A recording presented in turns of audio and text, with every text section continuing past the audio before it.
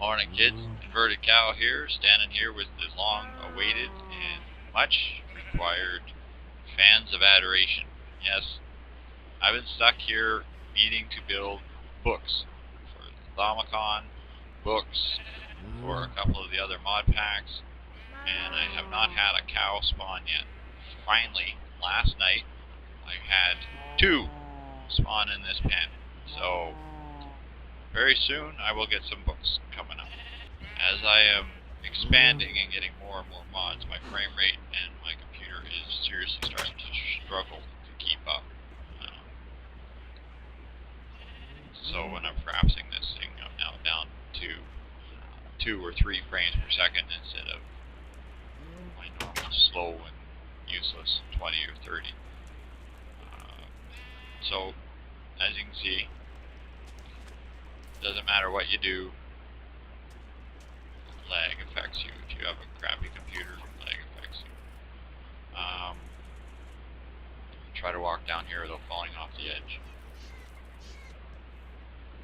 I did one of the quests and I had an option for ender lily seeds, so I took those and I put those in this pen. Now of course these stupid ocelots like to run on top of all my plants and destroy all my gardens, so it's kind of poetic justice that the ender lilies kill them. The thing I like about this mod pack is it forces you to research all the mods, including things that I don't normally get into. This is part of the bees. It's been giving me bee stuff. And it tells you to put these stupid scented hives out. You make an artificial hive, you dip it in oil, stick it out on the thing, and it's supposed to generate bees. I took one of those hives, I put it out where I have the apiary working right now, and I didn't get a damn thing. I sat there and I used up all the seeds I had and I didn't get a thing. So, yeah. I got a couple silverwood saplings from another quest. And netherwort I got from sifting some soul sand.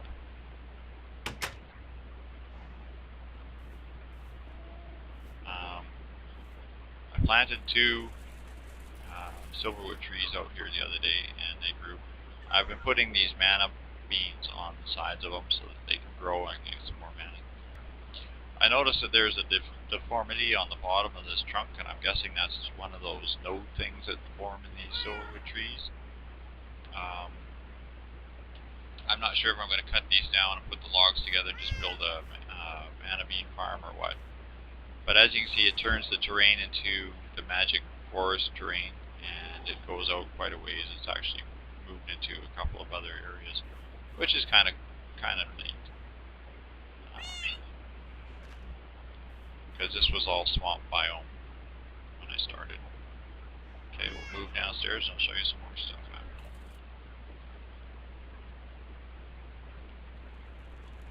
Just take a quick little pop into my library here. One of the books that you need to make for a quest is called The Steelworking in You by Tinker's Society. Now, the Tinker's book, all you need is a piece of paper and a blank stencil, and you can make the book. Make a couple, because you'll need the materials in You and the Mighty Smelting are both good reference books. But if you take it and carry Mighty Smelting and click it one more time on the work table, you get what's called the Diary of a Tinkerer. This is, from the looks of things, this is almost a pure fun book. Someone took a lot of time to put it together. It's a fun read if you're just sitting here waiting for the grass to grow or cows to spawn or something. It's fun to read some of these books. This is what I'm working on right now. It's a Steelworkers in You quest, where you make steel armor.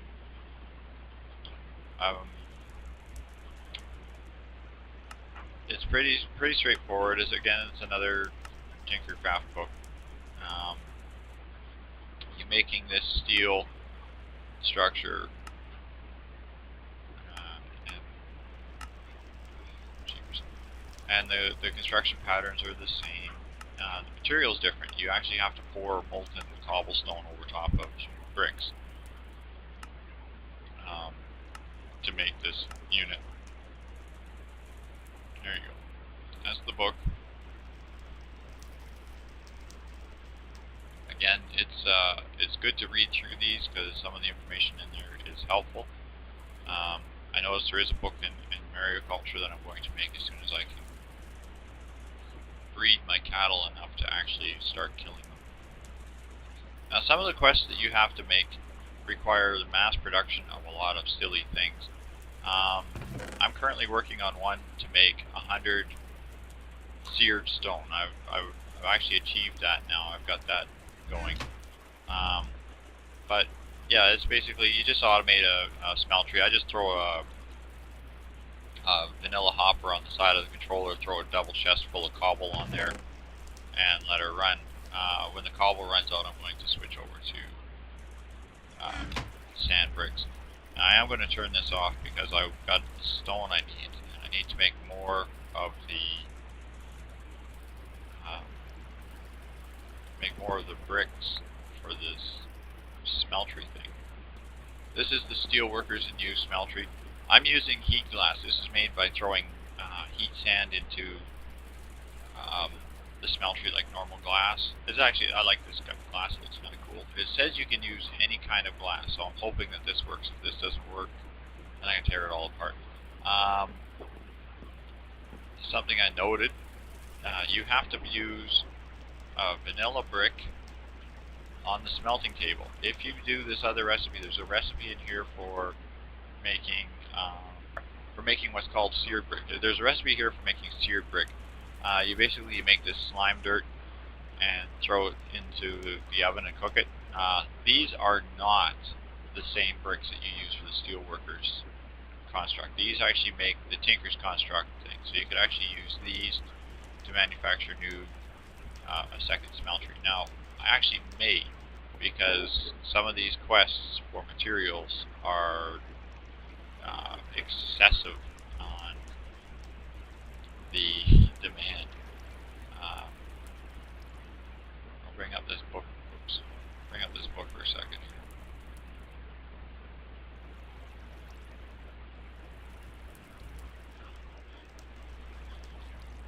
Like this one here requests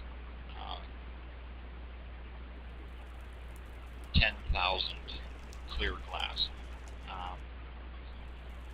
That's going to tie up a smeltery for a while. Now, that's not a big deal, except I still need the smeltery for making metals and metal ingots and such. I made a whole bunch early on. This is my receiving chest down here, and it's, as you can see, it's starting to get kind of bare. So I'm going to have to fire that up. Now, I am running low on redstone, so I fired up my shaker table with a whole whack of sand. I don't know if I explained how this is going here, but I looped the output from the pulverizer back into itself.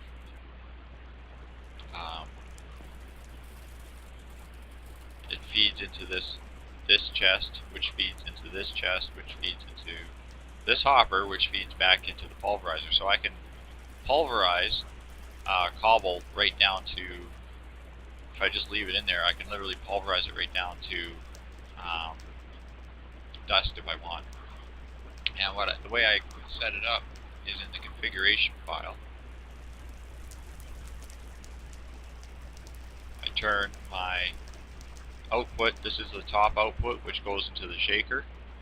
I turn this one to accept only this output, so any odd thing goes back into that, and then it doesn't mess the rest. And then I turn the back output to be this output, and then whatever I pulverize goes out the back and goes through the loop. Now that helps if I want to make dust or sand or something like that. Oh, and the days are so wretchedly short on this. I don't know if they set the day timer to be like 5 minutes or what, but it's insane.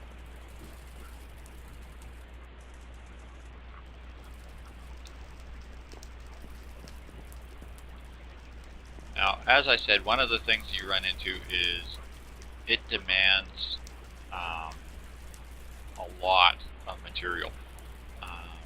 I'm currently working on one for the wood, and it's 100,000 oak wood logs. So don't throw away that oak wood log tree farm early on. Basically what I've got going on here is I've just set up charcoal generation.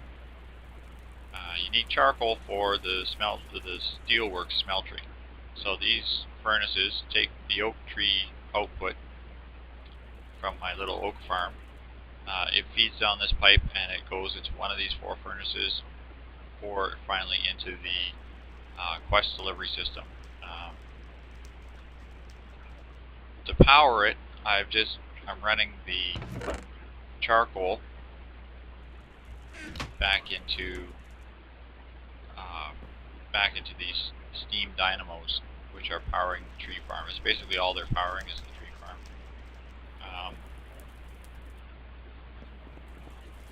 I set up these magmatic dynamos to power everything else. Now, of course, the leadstone energy conduit, which transfers 80 RF per tick, I guess RF is the new MJ, I'm not sure, does not connect to a hardened energy conduit, which transports like 400. So they don't have like a step-down transformer or something. I don't know, maybe, but I haven't found it.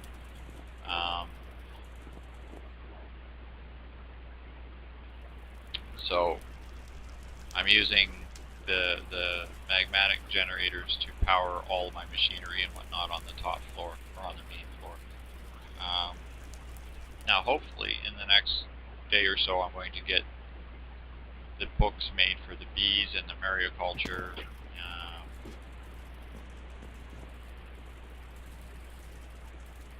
and that kind of thing.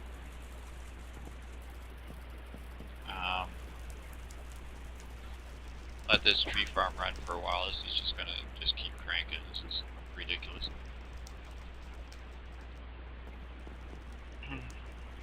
I have not found a use for the mob grinder. This thing, you have to make this, but quite honestly, I'm almost tempted to go over there and tear the floor out of it and just let the mobs fall to the abyss, because I don't need that much stuff. It's just producing like skeleton bones. Hey kids, just a quick little update here. Just wanted to show this one recipe off. I just finally went out and I bred the cows enough to actually manage to afford to kill one, and I made my first set of books. This is the reed fishing rod that you get very early on in the quests. It's actually a quest thing. I haven't been able to use it for anything, but if you put it with a book, you get the fishing and breeding book from mariculture, which is what I'm after. Because I'm still trying to figure out what to do with the filing cabinet full of all these stupid fish that I have absolutely no understanding of, and they're not in the quests, and I don't know why that mod was installed, but it is. So it looks like it's just yeah, it looks like it's going to be a hefty little read. So something else to go through and read later when you're waiting for the cows to grow, or the grass to grow or something. One of the things you always seem to be doing on this game, this is a lot, is you need to wait for something and you can't work outside because you're down on materials, or you're waiting for materials to process and you just got to kill time. Although as you progress it tends to get a little bit insane. So there we go. A book on how to fish by mariculture. Alright kids, thanks very much for watching. This is Inverted Cow signing off for yet another night. Alright, talk to you all later kids.